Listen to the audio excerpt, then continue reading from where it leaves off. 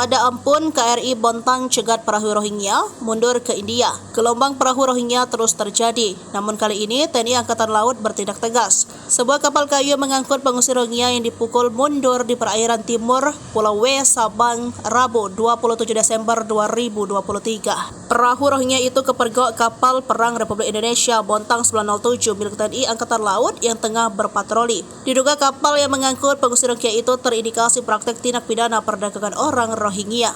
Dilansir dari Seramnews.com, Komandan Lanal Sabang Kolonel Laut Son Haji Haryoko MTR Hanla ME membenarkan kejadian itu.